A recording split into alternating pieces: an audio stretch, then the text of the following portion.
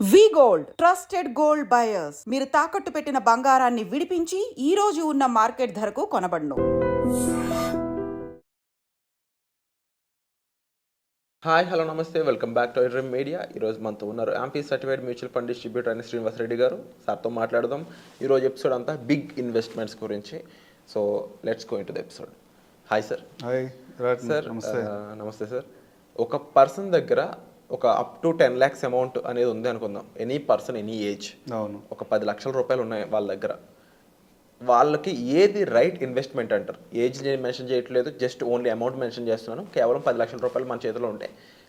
ఉన్న వాటిలో మొత్తం ఆల్ ఓవర్గా రైట్ ఇన్వెస్ట్మెంట్ ఏది ఇప్పుడున్న టైంలో అని కాదు, కానీ నీ 10 లక్షల రూపాయలు నీ దగ్గర ఉంటే జనరల్గా మన దగ్గర ఉన్న అసెట్ క్లాసెస్ ఏమున్నాయి? ఒకటి రియల్ ఎస్టేట్, ఓకే, రెండు గోల్డ్, మూడోది ఈక్విటీ. దాంట్లోనే స్టాక్స్ రావచ్చు, మ్యూచువల్ ఫండ్ రావచ్చు. సహజంగా జనరల్గా మనకున్న అసెట్ క్లాసెస్. రియల్ ఎస్టేట్లో నీ 10 లక్షలతో ఏమన్నా ప్రాపర్టీ వస్తే ఇప్పుడు బై చేసుకుంటే లాంగ్ టర్మ్లో రిటర్న్స్ అయితే గ్యారంటీగా వస్తాయి. కానీ ఎంత వస్తాయి అనేది నువ్వు ఎక్కడ ఇన్వెస్ట్ చేసావు, నువ్వు ఎప్పుడు దాన్ని సేల్ చేసుకోగలుగుతున్నావు అన్నదాన్ని మ్యాటర్. నువ్వు ఏ టైంలో ఇన్వెస్ట్ చేసావు, ఎక్కడ ఏ ప్లేస్లో ఇన్వెస్ట్ చేసావు, అక్కడ చుట్టుపక్కల గ్రోత్ ఏముంది, దీన్ని ఆధారంగా మాత్రమే రిటర్న్స్ వస్తాయి. ఒక ఆప్షన్. రెండోది గోల్డ్. గోల్డ్లో కూడా 12 to 13% రిటర్న్స్ అయితే జనరేట్ చేయగలుగుతాం లాంగ్ టర్మ్లో. మూడోది ఈక్విటీస్. ఈక్విటీస్లో మ్యూచువల్ ఫండ్స్ ఉంటాయి, లేదా డైరెక్ట్ స్టాక్స్లో పెట్టుకోవచ్చు. కానీ ఈ పర్సన్ 10 లక్షలు ఉన్న అతని పర్సన్ నీ అవసరం ఏంటి? సపోజ్ వాళ్ళు 40sలోనో 50sలోనో లేదా 60sలో ఉన్నారు. నాకు మంత్లీ దీని మీద ఇంట్రెస్ట్ కావాలి, నాకు డైలీ ఎక్స్పెన్స్, నా రెగ్యులర్ మంత్లీ ఎక్స్పెన్సెస్ దీంట్లోంచి వెళ్ళిపోవాలి అనుకునేవాళ్ళు కొందరు ఉంటారు. అట్లా కాదు, ఈ అమౌంట్ నాకేం అవసరం లేదు, నెక్స్ట్ 15-20 years వరకు వీటిని కదిలించను, పిల్లల ఎడ్యుకేషన్ లేదా నా రిటైర్మెంట్కి ఉపయోగపడుతుంది అనుకునేవాళ్ళు కొందరు ఉంటారు. ఎవరి ఆలోచన తగ్గట్టుగా వాళ్ళకి మ్యూచువల్ ఫండ్లు అయితే మనం ఈ ఇన్వెస్ట్మెంట్ని డైవర్సిఫై చేయగలుగుతాం. ఎందుకు సార్ మీరు చివరికి వచ్చేవాడికి మ్యూచువల్ ఫండ్ దగ్గరే తీసుకొచ్చారు? రియల్ ఎస్టేట్ ఉంది, లేకపోతే గోల్డ్ ఉంది, మ్యూచువల్ ఫండ్ ఉన్నాయి కదా, చివరికి వచ్చేవాడికి మ్యూచువల్ ఫండ్ ఎందుకు చెప్తున్నారు, రియల్ ఎస్టేట్ గోల్డ్ గురించి ఎందుకు చెప్పట్లేదు అనే క్వశ్చన్ ఇమ్మీడియట్గా వచ్చింది. డైవర్సిఫికేషన్ గురించి మాట్లాడుతున్నారు, చివరికి వచ్చేవాడికి మ్యూచువల్ ఫండ్ గురించే మాట్లాడుతున్నారు అని. నువ్వు ఎన్ని మాట్లాడుకున్నా మీ అసెట్ క్లాస్లో గోల్డ్, రియల్ ఎస్టేట్ ఎప్పుడూ ఉంటుంది మీ నెట్వర్త్లో. నేను సహజంగా వచ్చే ఊర్లో మీకుండే పొలాలు కానీ, ఫ్లాట్లు కానీ, ఇళ్ల స్థలాలు కానీ రియల్ ఎస్టేట్కి వస్తాయి. సహజంగా వారసత్వంగా వచ్చాయో లేకపోతే మనం రెగ్యులర్గా బై చేసే గోల్డ్ అనేది మీ అసెట్ క్లాస్లో 100% ఉంటుంది. మీకు ఉండదు ఏంటి? ఈక్విటీనే. ప్లస్ ఆ రెండు ఈక్వి ఇన్స్ట్రుమెంట్స్లో కూడా లిక్విడిటీ అంటే గోల్డ్లో కొంత కంఫర్ట్గానే ఉన్నా కానీ రియల్ ఎస్టేట్లో అంత లిక్విడిటీ కంఫర్ట్ ఏమి ఉండవు. మూడో asset class mutual fund. Mutual ఫండ్లో ఇన్వెస్ట్ చేసావనుకో, సపోజ్ వాళ్ళకి మంత్లీ రిటర్న్స్ కావాలి, ఒక 10 లక్షలు ఇన్వెస్ట్ చేశారు. నేను ఈరోజు మంత్లీ ఒక 7,000 మంత్లీ విత్డ్రా చేసుకోమంటా. అంటే ఈ ఫండ్లో కూడా నేను 12% రిటర్న్స్ ఎక్స్పెక్ట్ చేస్తున్నా. మంత్లీ ఒక 8.4%, అంటే ఇవాళ ఉన్న బ్యాంక్ ఇంట్రెస్ట్లో పోల్చుకున్నా కానీ 1.5% ఎక్కువ రిటర్న్ మంత్లీ విత్డ్రా చేసిన తర్వాత కూడా నీ ప్రిన్సిపల్ ఇంక్రీజ్ అవుతూ ఉంటుంది ఓవర్ ద పీరియడ్. వాలటాలిటీ ఉండదా అంటే ఈక్విటీ మార్కెట్స్లో వాలటాలిటీ, మ్యూచువల్ ఫండ్లో ఏ ఫండ్లో తీసుకున్నా కూడా ఎంతో కొంత వాలటాలిటీ రిస్క్ అనేది ఉంటుంది. కానీ కొంచెం కన్జర్వేటివ్గా రిస్క్ తక్కువ ఉన్న ఫండ్స్ కన్నా మనం సెలెక్ట్ చేసి పెడితే నీ మంత్లీ నీడ్స్ అయితే ఫుల్ఫిల్ అవుతాయి.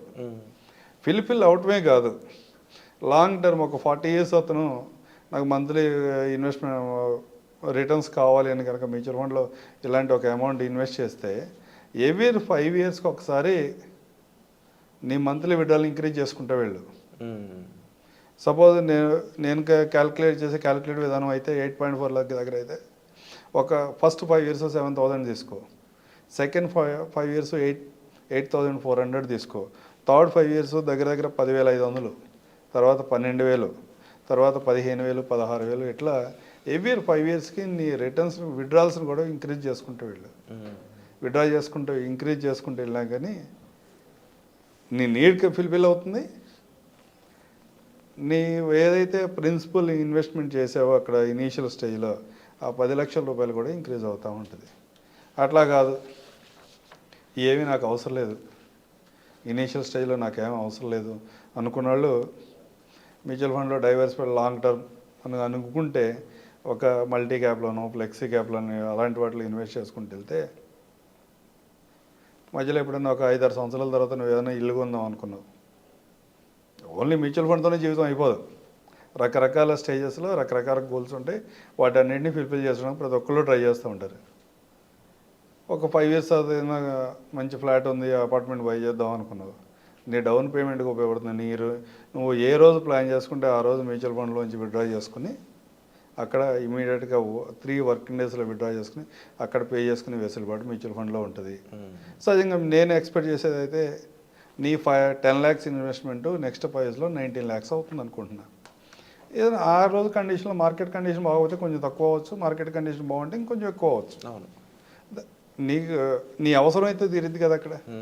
లేదు ఒక 10-15 years నేను ఏదో ముట్టుకోలే, ఆ రోజు నేను ఇల్లు పర్చేజ్ చేద్దాం అనుకుంటున్నా, ఎస్డబ్ల్యూపీ ప్లాన్ చేసుకో. నీ మంత్లీ ఈఎంఐస్ ఏదైతే పే చేయాలో ఈ అమౌంట్ నుంచి పే చేసుకో. ఎట్లా కాదు, లేదా నా పిల్లల ఎడ్యుకేషన్కి లేకపోతే నా రిటైర్మెంట్కి ఉపయోగపడాలనుకున్నా, పిల్లల ఎడ్యుకేషన్ స్టార్ట్ అయ్యి ఎక్స్పెన్సెస్ స్టార్ట్ అయినప్పుడు ఆ మనీ అంతా కూడా దీని నుంచి విత్డ్రా చేయి. వాళ్ళ ఎడ్యుకేషన్ పర్పస్ అనేది ఫుల్ఫిల్ చేసుకోండి. తర్వాత వాళ్ళ మ్యారేజ్ దగ్గర వాళ్ళ అవసరమైన అమౌంట్ లేకపోతే మీ రిటైర్మెంట్కి అవసరమైన అమౌంట్ కూడా దీంట్లోంచి వస్తుంది. ఈ 10 లక్షలకైనా ఒక 1000 రూపాయలు ఎస్ఐపి, ఒక 500 రూపాయలు టాప్అప్ చేసుకుంటూ వెళ్తే మీ ఎడ్యుకేషన్ నీడ్ కంప్లీట్ అవుతుంది, పిల్లల ఎడ్యుకేషన్ నీడ్ కంప్లీట్ చేసుకోవచ్చు, మీ రిటైర్మెంట్ సొల్యూషన్ దొరుకుతుంది. లేదా ఎర్లీగా ఉంటే ఎక్కడన్నా నీకు అవసరమైన సందర్భంలో ఏదైనా డౌన్ పేమెంట్ చేయడానికి కావాలంటే విత్డ్రా చేసుకో మధ్యలోనే. చివరిదాకా ఉండను, నాకు 5-10 yearsలో కంప్లీట్ అవసరం వచ్చింది, డౌన్ పేమెంట్ ఏం చేయడానికి తీసుకో. లేదా ఇంకా లాంగ్ టర్మ్ ఉన్నావు, హౌసింగ్ లోన్ ఏదైనా పెట్టుకుంటే కనుక దాన్ని ఈఎంఐస్ పే చేసుకున్నా కూడా ఈ మనీని నీ అవసరానికి తగ్గట్టుగా మ్యూచువల్ ఫండ్లో ఉపయోగించుకోవచ్చు. ఈరోజు నువ్వు ఏ గోల్ కోసమని మనం ఎన్ని మాట్లాడినా ఇవన్నీ కూడా శాశ్వతంగా ఇట్లాగే ఉండవు. 5 years తర్వాత 10 years తర్వాత మన లైఫ్ స్టైల్ని బట్టి మన అవసరాలను బట్టి ఇవన్నీ మారిపోతూ ఉంటాయి. మారిన ప్రతి సందర్భంలో కూడా ఏ అవసరానికి తగ్గట్టుగా ఈ మ్యూచువల్ ఫండ్ ఇన్వెస్ట్మెంట్ని నీకు అవసరానికి తగ్గట్టుగా వాడుకోవడానికి అవకాశం ఉంటుంది. Wonderful sir. సో చాలామందికి వీటి మీద ఏంటంటే ప్రొఫెషనల్స్ హెల్ప్ అనేది చాలా రిక్వైర్మెంట్ ఉంటుంది. అది ఏ విధంగా తీసుకోవాలంటారు? ప్రొఫెషనల్ హెల్ప్ తీసుకోవాలంటే యాక్చువల్గా క్యాలిక్యులేషన్స్ ఎవరికి తెలియదురా చాలామందికి.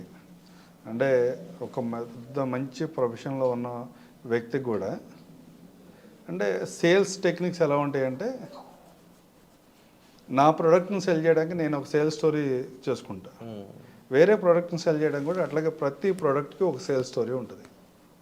అన్నీ కూడా మనకు నచ్చుతాయి, కానీ మీకేది అవసరం అవుతుంది. సపోజ్ నేను ఒక 10 years బేబీ పిల్లవాడి దగ్గరికి వెళ్ళి ఒక 20 years ప్లాన్ చెప్పేసి 20 years తర్వాత మనీ వస్తుంది, అతని ఎడ్యుకేషన్కి ఉపయోగపడుతుంది అంటే నాన్ సెన్స్. అది ఒక 15 years తర్వాత అతని ఎడ్యుకేషన్కి ఉపయోగపడుతుంది అంటే నాన్ సెన్స్. ఎందుకంటే ఆల్రెడీ 10 years 15 years 25 అవుతుంది, ఎడ్యుకేషన్ మొత్తం కంప్లీట్ అవుతుంది. అలాంటి ప్లస్ కొన్ని సందర్భాల్లో ఎట్లా ఉంటుందంటే నెలకు సంవత్సరంకి 1 లక్ష రూపాయలు పే చేయండి, ఒక 12 సంవత్సరాలు పే చేయండి. డే 1 నుంచి మీరు ఫస్ట్ 1 లక్ష రూపాయలు పే చేసిన కాడి నుంచే మీకు రిటర్న్స్ పే బ్యాక్ చేస్తామన్న కొన్ని స్కీమ్స్ ఉంటాయి. దాంట్లో రకరకాల ఆప్షన్స్లో ఉంటాయి. అట్లాంటివి వినటానికి చాలా బాగుంటాయి. అరే మనం ఒక 1 lakh ఇన్వెస్ట్ చేస్తే నెక్స్ట్ డేనే 50,000 వచ్చేస్తుంది మనకి అని మనం సైకలాజికల్గా దానికి యాక్సెప్ట్ చేస్తాం. కానీ ఇన్వెస్ట్మెంట్ క్యాలిక్యులేషన్ చేసేటప్పుడు ఎప్పుడు కూడా మీరు 1 lakh అవతలకి ఇస్తున్నారు, మీకు 50,000 వెనక్కి వస్తుందంటే మీరు ఆ ఇయర్లో 50,000 మాత్రమే ఇన్వెస్ట్మెంట్ చేశారు అని క్యాలిక్యులేషన్ చేసుకుని కనుక మీ ఐఆర్ఆర్ క్యాలిక్యులేషన్ చేసుకుంటే మీకు రిటర్న్స్ ఫైనల్గా రిటర్న్స్ ఎంత వస్తున్నాయో మీరు తెలుసుకోగలిగితే మాలాంటి వాళ్ళ హెల్ప్ ఎవరు అవసరం లేదు. మీరే రైట్ డిసిషన్ తీసుకోగలుగుతారు, మీరే ఎక్కడ ఇన్వెస్ట్ చేసుకోవాలో మీకే అర్థమవుతుంది, అమౌంట్ ఎంత వస్తుంది. అట్లా కాదు, ఇవన్నీ కూడా మనకు పూర్తిగా అర్థం కావట్లేదు అనుకున్నప్పుడు మాత్రం ఎవరైనా ఒక మంచి అడ్వైజర్ ద్వారా సలహా తీసుకోండి. బేసిక్గా ముందు ఏదైనా కాన్సెప్ట్ విన్నప్పుడు ఆ కాన్సెప్ట్కి టెంప్ట్ అవ్వకుండా ప్రాపర్గా బ్యాక్ ఎండ్లో టెస్టింగ్, బ్యాక్ ఎండ్ క్యాలిక్యులేషన్ ప్రాపర్గా చేసుకున్న తర్వాతే మీ ఇన్వెస్ట్మెంట్ జర్నీ స్టార్ట్ చేయండి. అది మ్యూచువల్ ఫండ్ కావచ్చు, ఇన్సూరెన్స్ కావచ్చు, ఇంకో ప్లాన్ కావచ్చు, ఏ ప్లాన్లో అయినా సరే బ్యాక్ ఎండ్ క్యాలిక్యులేషన్ మీ అంతటా మీరు చేసుకోగలగాలి. చేసుకోలేనప్పుడు ఎవరైనా ప్రాపర్ అడ్వైజర్తో కనెక్ట్ అయ్యి అతనితో మాట్లాడాను, వాటి గురించి తెలుసుకోండి. Wonderful sir, and thank you so much for the important information sir. ఇక విన్నారు కదండి, మీరైతే సరైన సలహాలు సూచనల కొరకు అండ్ రైట్ గైడెన్స్ కొరకు మీరు సార్ని సంప్రదించవచ్చు. అండ్ పర్సనల్ అపాయింట్మెంట్స్ ద్వారా సార్ మీకు ఎల్లప్పుడూ కూడా అందుబాటులో ఉంటారు. సో వచ్చే ఎపిసోడ్లో మళ్ళీ కలుద్దాం. Thank you so much. Thank you right.